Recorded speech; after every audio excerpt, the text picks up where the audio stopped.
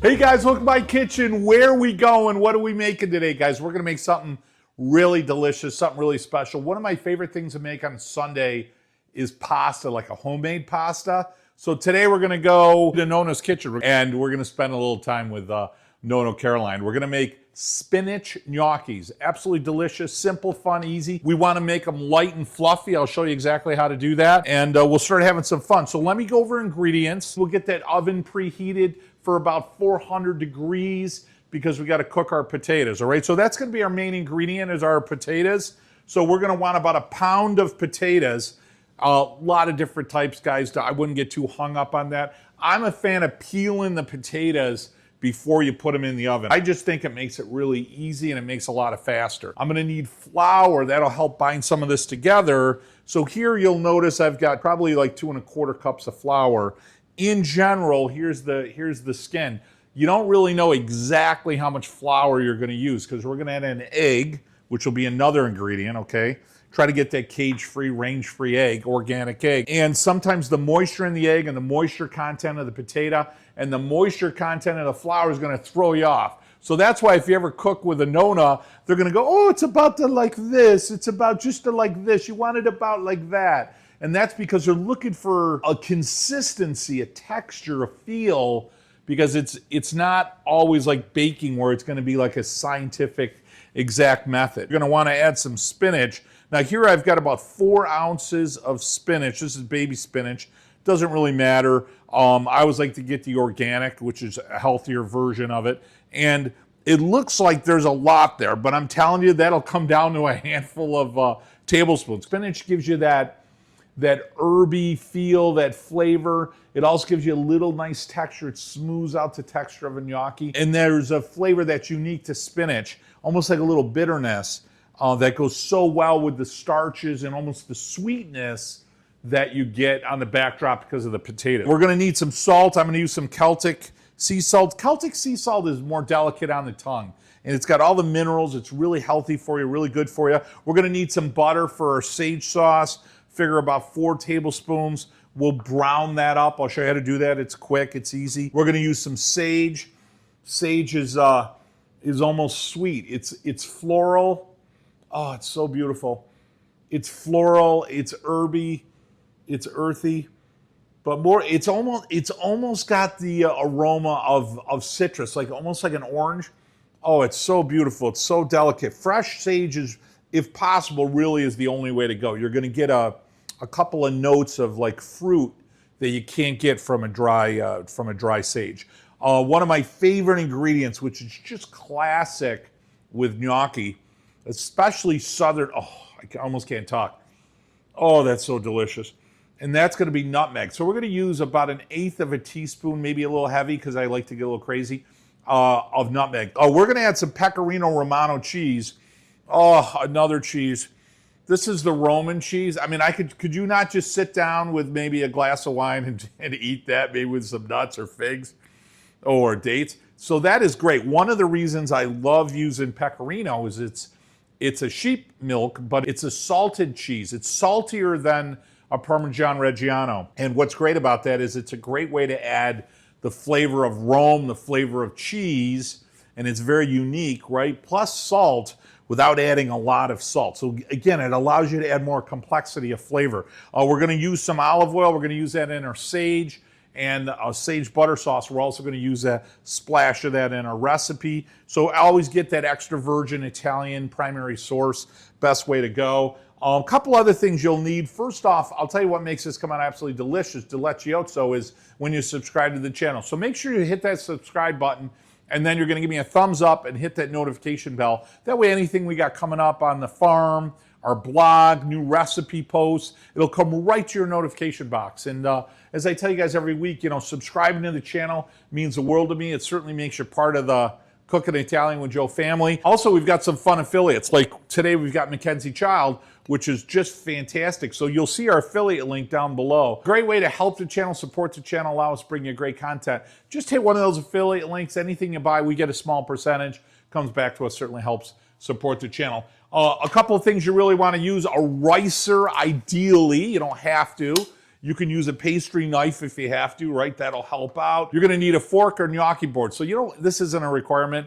I often do them on a fork, more often probably than the gnocchi board. But I'll show you, it's a fun way to do it. I'll show you the difference and why we use certain techniques, why we use certain things. First thing, guys, we're gonna take the potatoes, we're gonna peel those. So I'm gonna take all 4 potatoes, I'm gonna peel them, and then I'm just gonna put them on a middle rack, or you can put them on a tray with parchment paper, and just put them right on that middle rack, 400 degrees, approximately 25 minutes. Spent about 30 minutes, I pulled these out 5 minutes ago, so these are perfect. That's just what you want.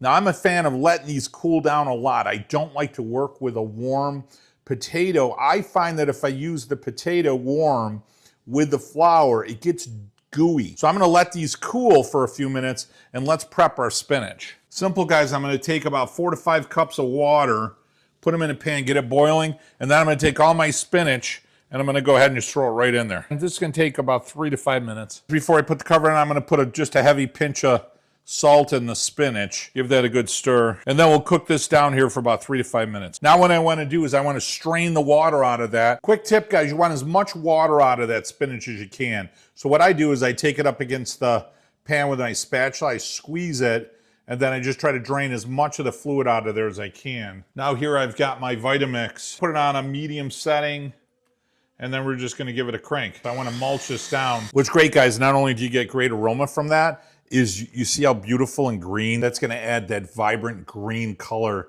that's so classic for the gnocchi. Now, the best way to do these typically is a ricer. You can use a masher, you can use a baker's knife, you can use a fork. There's a lot of different ways to do it. One of the things I love about the ricers, like you're gonna see some of these bits, they're not gonna go in the gnocchi. So the ricer screens any of that out as well. And the ricer is gonna make it nice and fine and easy. So I'm gonna cut these.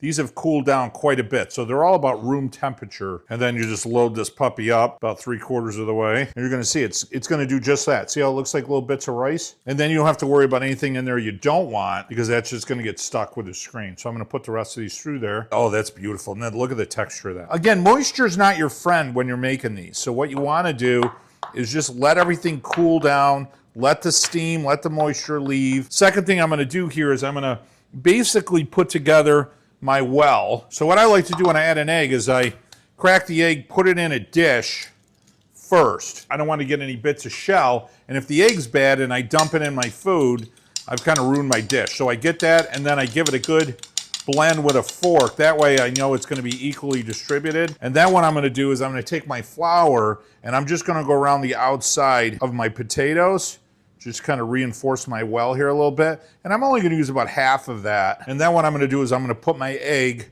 right in the middle here of my well. I'm gonna go ahead and put my nutmeg in there. Oh, now I'm gonna take a fine grater here in my Pecorino Romano, and I wanna put about 3 to 4 tablespoons at most. And see, I want it really fine because I want it to marry, I want it to blend, I want it to basically dissolve easily. Now I'm gonna throw a pinch of salt, maybe a 1/4 teaspoon of salt, because remember, my pecorino already is salt in there. And now I'm gonna add my spinach. Oh, look at that, isn't that gorgeous? Listen, Popeye would be proud of that right there, I gotta tell you. With everything I got in the middle of my well and a fork, just start getting that incorporated as best as you can. I wanna add a little bit of olive oil, extra virgin, beautiful, some Italian oil, maybe 2. So using a fork rather than your hand right now is beautiful. And here I've got about 1.5 cups of flour.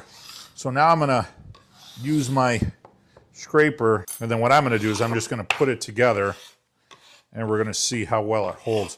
Probably might need to add just a little bit. See, it's sticky? Yep, so I'm going to add a little bit of a dusting, really light. What I need to do is I'm going to put all this together. Go ahead and wrap this. I'm going to let this rest for about 30 minutes right here, and the wrap will prevent this area from drying out, and I'll talk to you guys in a few minutes. It's been about 30 minutes, and I'll tell you what, right there, oh yeah, you can just smell. You get the aroma of the spinach, the olive oil, a little bit of that nutmeg. Oh, that is good. What I want to do here before I lay this on my board is I want to take my flour, take my dough, lay it right across the flour. Gently, you want to kind of fold it, right? We don't want to work it like you would a dough, like a pasta dough, okay? And we're pretty much done believe it or not, the way it is right now. It's just beautiful. I'm gonna cut this in half. Look at how gorgeous that is. Is that just beautiful or what, right? I'm gonna slide that off to the side, and then I'm gonna cut this in half. I'm gonna slide that aside. So I'm gonna put a little flour on that side, get a little flour on that side. So what I do is I take my fingers and I spread them, and I kind of pull it across. We're looking for something about the thickness of your thumb. That's the general rule. So I'm gonna use my baker scraper here, and now I'm looking for something just about to that first knuckle. You're looking for that right there. And you're just gonna go across. I give them a little pinch, and they don't have to be perfect in shape and size. In fact, the imperfection is the perfection. So I'm gonna slide this over. Now all my gnocchis are done, all right? So I'm gonna take just a little bit of flour and dust over them because some of those ends might be a little bit tacky. Now what I wanna do is put the grooves in. So what do we've got? We've got a gnocchi board, and you can use the tines of a fork. One of the things I'll share with you is the whole point of grooves is holding sauce. What you're gonna do is you're gonna start about 2/3 of the way up here, and you're gonna put your thumb in the middle and just push down, and you're gonna see it fold over itself. And there you go, that's all you need right there. That's one way to do it. Another way to do it is I take the fork, same thing, and run it right across the top. Guys, it's totally a preference thing. And then what you do is you play some Sinatra. All right, so there you go. How beautiful is that? My water's just about ready to go. I had it getting hot while we were waiting. I'm gonna put about a half a teaspoon of salt in there and give it a good stir. I'm gonna get my serving dish ready. You'll notice it's a Makenzie Childs, which I love, right? And this is one of their famous patterns, and they've got all different colors. So we're an affiliate for them. So any bowls like this or any other products they have, just hit the link below and you guys can actually get it. You get a discount because we're an affiliate, and then we get a small percentage to help support the channel. So I'm gonna put a couple tablespoons, maybe 2 tops of olive oil in the serving dish. That way when I take my gnocchis and put it in there, it'll actually prevent them from sticking and adds a nice, beautiful, extra virgin olive oil flavor. While we're waiting for the water to boil, I wanna get my saucepan. I wanna get my brown sage butter sauce. So I'm gonna take my 4 tablespoons of butter. I'm gonna pop those right in there. I'm gonna add 2 tablespoons of my extra virgin olive oil, and I'm gonna brown this before we add our sage. Water's boiling, so what we're gonna do is we're gonna put in our gnocchi here. The general rule is once it floats, it's done. I'm gonna add to that. I'm gonna let it float for 30 seconds to a minute, then it's done. I wanna make sure they're cooked all the way through and just separate them a little bit so they don't stick together. Then pull them off, we'll put them in our dish. On my butter sauce, what I wanna do is just start to get that to brown, which they're starting to do right now. So I'm gonna turn the heat down a little bit. And look at these are just beautiful. I'm gonna go ahead and put those in my serving dish and then just give them a little stir. And you see how it's getting foamy? And then right there, you see how you're getting those brown bits in there? I mean, we are right there within 30 seconds, 45 seconds. See right there how brown it is? We want to pull it right off the heat and give it a nice gentle stir. And now, guys, I'm going to take that 10 to 12 sage leaves. I'm going to put them in. Now they're going to give up their flavor, and that is just perfect. There's our sauce. That's exactly what we want. Our last batch of gnocchis are almost done. Ever so gently, I want to give it a nice stir. Get that oil, that olive oil over everything. Now, don't cover them. I don't want the steam to make anything soggy. Now I've got my butter sage sauce right here. See how beautiful that is? So I'm gonna go ahead and pour my butter sage over the top of the gnocchis. I'm gonna take some pecorino romano and I'm gonna hit it over the top. We're gonna give it a stir, and then I'll finish it with the pecorino, ever so gently. And now I'm gonna finish it with a light sprinkle. Can you get better than that? Favorite time, taste time. I got my pecorino on there, I've got it. You can see the brown bits, you see that? The sage, the butter, the nutmeg, the spinach, the egg, the flour, the pecorino inside the dumpling, inside the gnocchi, and then on top. You just can't beat it with the olive oil and the butter. Oh, that's gonna be good. Oh, boy, I wish I could give it to you right now. Oh yeah. The butter immediately with the olive oil will hit you, and that gentle flavor of sage. And then as you're chewing it, the cheese and the flavor of the dumpling with the potato. And then you're getting just a little bit of that spinach, just like a touch of bitter. And as you chew it, the starches, just kind of sweeten it up. And I think, oh yeah, a little bit of nutmeg. Oh, it's so good. That brown butter with the sage, I'm sure that was invented by an Italian, not a French person, because it's so good. I mean, let's be honest, the French don't know how to cook. You know what I mean? They steal everything from the Greeks and the Italians anyways. I mean, come on. Let's just call it out for what it is. Yeah, I'm killing the rest of that. Man. Absolutely one of my favorite gnocchi recipes. Guys, thanks so much for joining me in my kitchen today. and going hanging out with my grandmother, Nonna Caroline Borea, right? Remember, subscribe to the channel, hit that notification bell, give us a thumbs up, help circulate those videos for everybody. Also to remember to support the channel, hit a few of those affiliate links, certainly help us out and grab some beautiful items for your kitchen. And last but not least, guys, the main reason we do our videos, once a week, a couple times a month, get around the table with your family and your friends. You know what you're gonna do? You're gonna tell stories and you're gonna celebrate your heritage, whatever that is, doesn't matter. But most importantly, you're gonna set traditions of love. They're gonna last your lifetime. I know they did for me. Hey guys, from my kitchen years, until next week, mwah! Buon appetito!